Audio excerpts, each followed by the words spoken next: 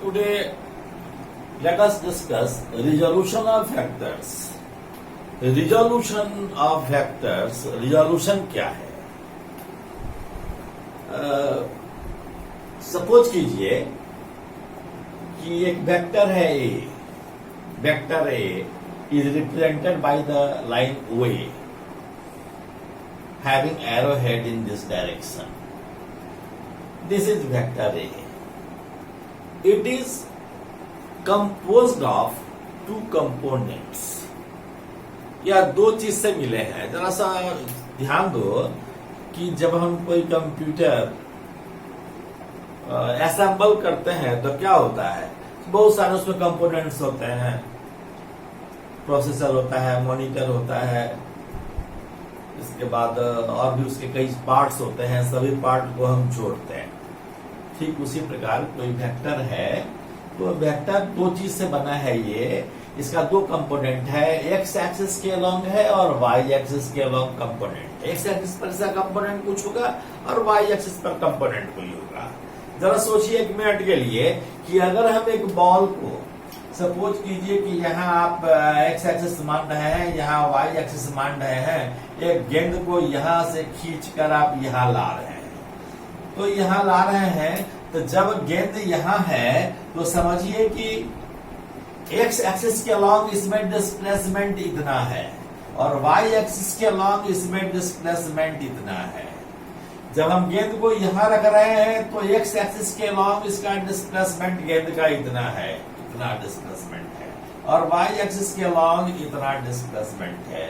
उसी तरह से जब यह गेंद यहाँ आ जाता है तो इसका वाई एक्स एक्सिस के अलॉन्ग इतना डिस्प्लेसमेंट है और वाई एक्सिस के अलॉन्ग इतना डिस्प्लेसमेंट है. ठीक उसी प्रकार कोई यदि वेक्टर है ए तो हम ए से परपेंडिकुलर डालें ए एम और एक्स एक्सिस पर, और ए से परपेंडिकुलर डालें ए एन वाई एक्सिस पर.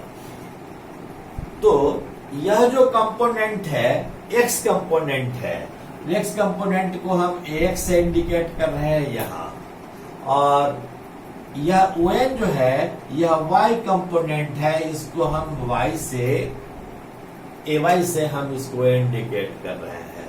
तो देखना है कि एक्स कितना है और ए वाई कितना है.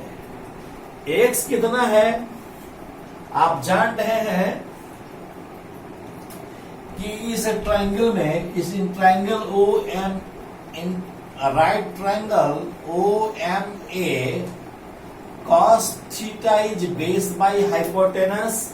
इस एंगल के लिए बेस यह है और हाइपोटेनस यह है.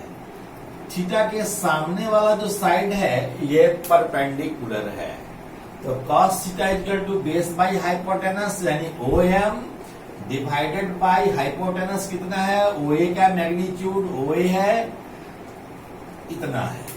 ओ एम अगर हम मान लीजिए कि इसको ए एक्स के बराबर लिखते हैं तो यह ए एक्स है और ओ ए का मैग्नीट्यूड है.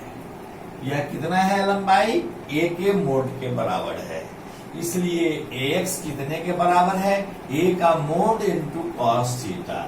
सिंपली हम ए कॉस थीटा लिखते हैं. उसी प्रकार से ए वाई हम निकालते हैं तो कैसे निकालेंगे, यह अगर थीटा है तो यह एंगल 90 माइनस थीटा लिख सकते हैं.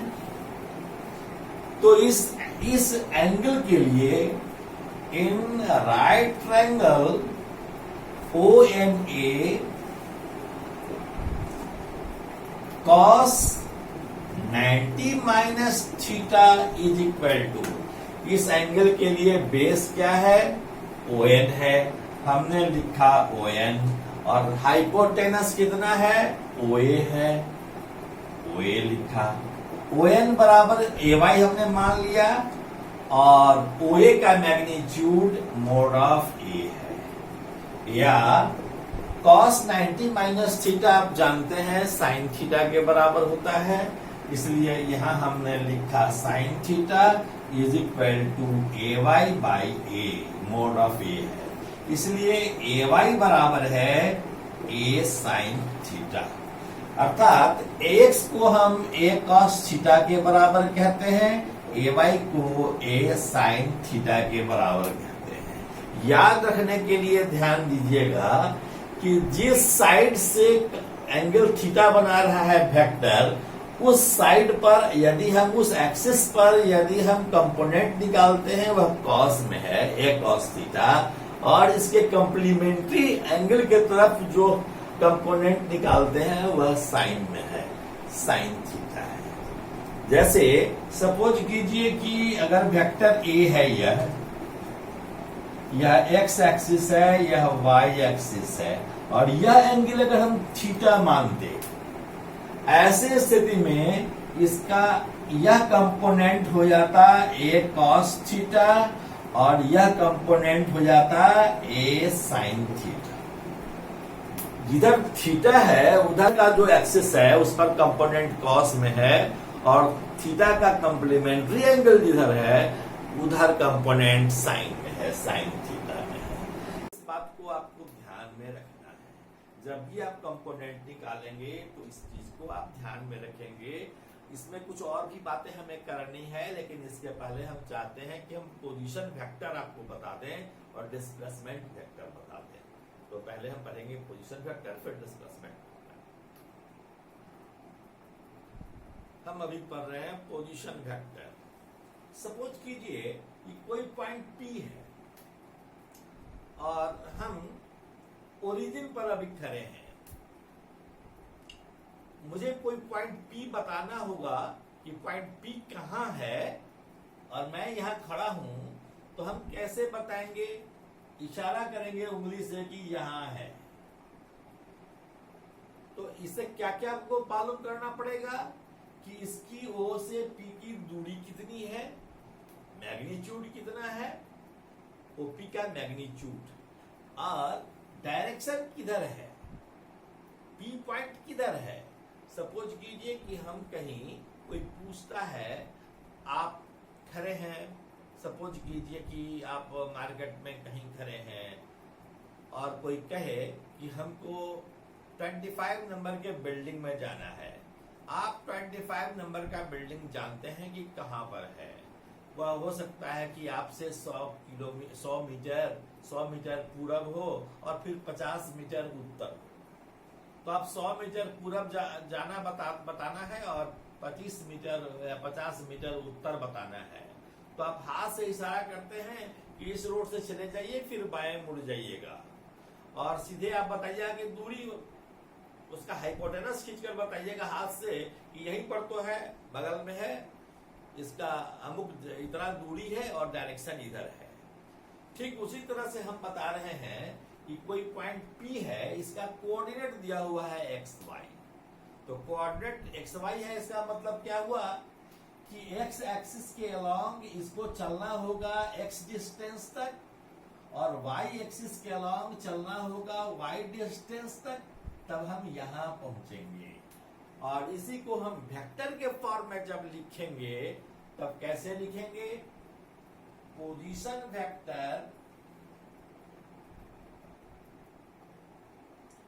of point P is vector R is equal to OP, and this is, यहां पहुंचना है, X एक्सिस के अलोंग चलना होगा X डिस्टेंस, और Y एक्सिस के अलोंग चलना होगा Y डिस्टेंस।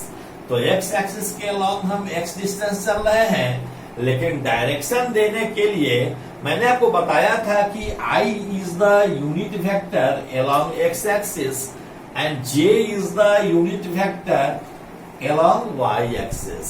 तो Y एक्सिस के अलोंग, पहले X एक्सिस के अलोंग चलना है, तो डायरेक्शन कैसे बताइएगा कि X में आप I कैप से मल्टीप्लाई कीजिएगा, तो XI यह मैग्नीट्यूड हो गया और यह उसका डायरेक्शन हो गया।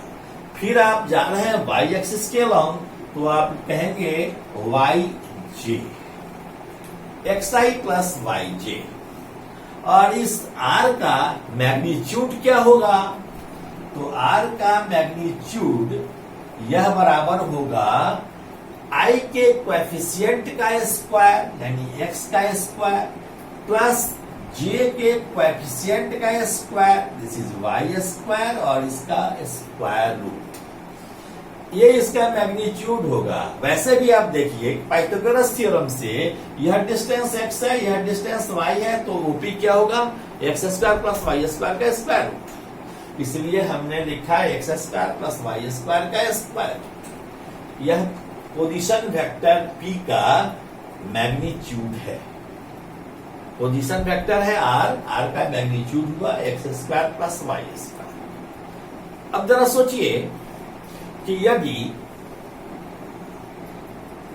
यह है x एक्सिस, यह है y एक्सिस और यह है z एक्सिस। एक बात का ध्यान देंगे कि this is Cartesian coordinate system. तीनों एक्सिस एक दूसरे के म्यूचुअली परपेंडिकुलर है। यदि x एक्सिस इधर है, y एक्सिस इधर है, तो z एक्सिस इस डायरेक्शन में है। और जिस पॉइंट पर तीनों एक्सिस मिलते हैं आप जानते हैं, उसको हम कहते हैं ओरिजिन। तो यह ओरिजिन है। यह वास्तव में इस प्लेन में, बोर्ड के प्लेन में जेड एक्सिस नहीं है, बल्कि एक्स वाई प्लेन के परपेंडिकुलर डायरेक्शन में, इस डायरेक्शन में जेड एक्सिस है। बताओ हम जेड एक्सिस कैसे खींचें? यहाँ तो हमारे लिए प्लेन है नहीं लिखने के लिए, तो हम कैसे खींचें? हमने खींच दिया जेड एक्सिस, दिखाई तो नहीं पड़ा, दिखाई नहीं पड़ा, इसीलिए दिखाई पड़ने के लिए हम डॉट लाइन से इधर खींचे। तो X Y and Z axis are mutually perpendicular to each other. और स्पेस में कोई पॉइंट पी है, सपोज कीजिए स्पेस में है, इसका मतलब क्या है, यहाँ पर कहीं है, बोर्ड के प्लेन में नहीं है, यहाँ है कहीं। लेकिन हम यहाँ दिखाएं कैसे? नहीं दिखा सकते, इसलिए हम बोर्ड पर ही दिखा रहे हैं कि कोई पॉइंट पी है, इसका कोऑर्डिनेट है एक्स वाई जेड, इसका कोऑर्डिनेट है एक्स वाई जेड। अब बताइए कि ओपी अगर इसका पोजीशन वेक्टर है, इसको आर से इंडिकेट कर रहे हैं, तो यहां आर बराबर क्या होगा इस केस में? इस केस में vector R is equal to होगा, एक्स कोऑर्डिनेट है तो एक्स एक्सिस के अलोंग चलना होगा, एक्स डिस्टेंस, एक्स एक्सिस के अलोंग जब हम चलेंगे तो यूनिट वेक्टर आई से मल्टीप्लाई करेंगे, इसलिए हम आई से मल्टीप्लाई किए, प्लस वाई एक्सिस के अलोंग चलेंगे, वाई डिस्टेंस चला, और जे से मल्टीप्लाई करेंगे क्योंकि वाई एक्सिस के अलोंग चलना है, और जेड एक्सिस के अलोंग चलना है, जेड डिस्टेंस तक, और इसके लिए यूनिट वेक्टर है के। I is the unit vector along x-axis, J is the unit vector along y-axis, and K is the unit vector along z-axis. और इसका मैग्नीट्यूड, तो मैग्नीट्यूड कैसे निकालेंगे?